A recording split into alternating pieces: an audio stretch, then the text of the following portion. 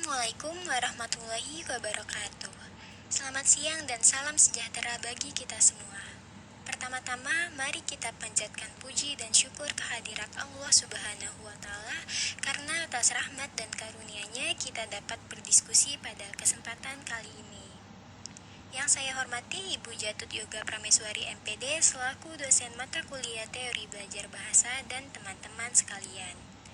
Pada pertemuan kali ini, kami akan mempresentasikan materi tentang hubungan pemerolehan bahasa pertama dengan pembelajaran bahasa kedua.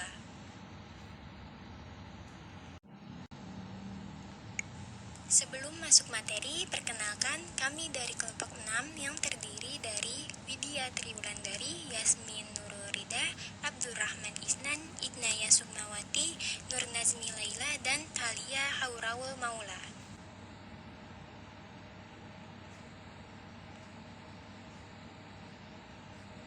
Pemerolehan bahasa dibagi menjadi dua, yaitu pertama, pemerolehan bahasa pertama, First Language Acquisition, yang biasa disebut bahasa ibu atau B1.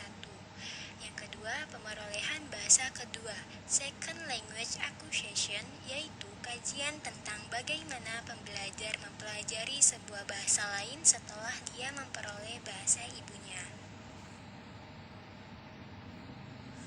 Antara pemerolehan bahasa pertama dan pemerolehan bahasa kedua. Ciri-ciri pemerolehan bahasa mencakup keseluruhan kosakata, keseluruhan morfologi, dan kebanyakan fonologi.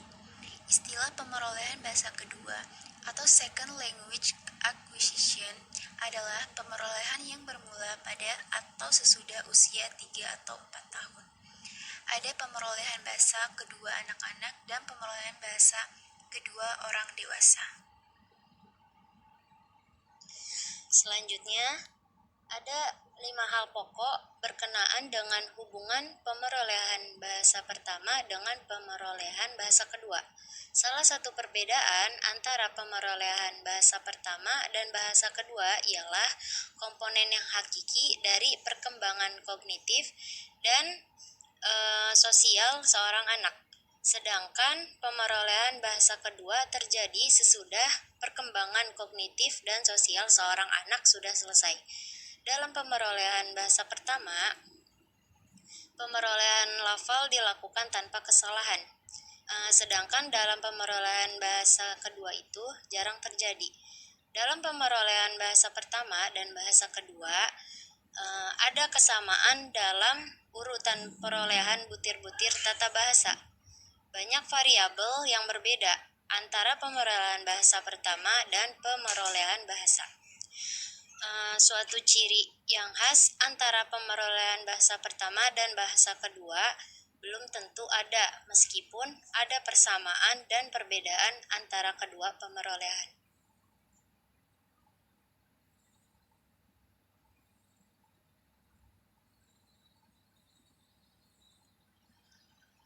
Selanjutnya yaitu perbedaan antara pemerolehan bahasa pertama dengan bahasa kedua. Pemerolehan bahasa pertama, yang pertama, komponen yang hakikatnya dari perkembangan kognitif dan sosial seorang anak. Yang kedua, pelafalan bahasa pertama, sering terjadi kesalahan. Pembelajaran bahasa kedua, yang pertama, terjadi sesudah perkembangan kognitif dan sosial seorang anak yang sudah selesai menguasai bahasa pertama. Yang kedua, sedikit kesalahan pada pembelajaran bahasa kedua. 3 pengaruh proses belajar bahasa kedua. 1. Pengaruh pada urutan proses penerjemahan. 2. Pengaruh pada morfem terikat. Dan 3. Pengaruh bahasa pertama sangat lemah. Pengaruh bahasa pertama terhadap bahasa kedua. Pandangan ketiga tentang pengaruh bahasa pertama terhadap bahasa kedua dikemukakan oleh Krasno dalam bukunya itu. Ia mengemukakan bahwa peserta didik memperoleh bahasa kedua dengan jalan menerima masukan atau input dari pesan-pesan yang sampai dan dipahami maknanya. Menurut hipotesis ini, peserta pembelajar memperoleh bahasa kedua hanya dengan satu cara, yaitu dengan cara mengerti serta memahami makna pesan yang disampaikan kepadanya. Peserta didik dapat berbahasa kedua karena telah mendapat masukan yang memadai dan dapat dipahami maknanya. Itulah sebabnya meningkatkan kemampuan peserta didik bergantung pada bertambahnya masukan ke dalam benaknya. Artinya, penguasaan bahasa kedua adalah suatu proses keberlangsungan yang berkaitan dengan persoalan masukan bahasa. Selama dalam proses inilah, bahasa pertama berperan menentukan tingkat penguasaan peserta didik terhadap bahasa kedua. Kesimpulan, bahasa pertama adalah bahasa yang diperoleh pertama kali oleh anak ketika dia masih kecil. Bahasa kedua adalah bahasa yang dipelajari ketika seseorang telah memiliki bahasa pertamanya. Dalam pembelajaran bahasa kedua, seseorang tidak akan terlepas dari pengaruh bahasa pertama.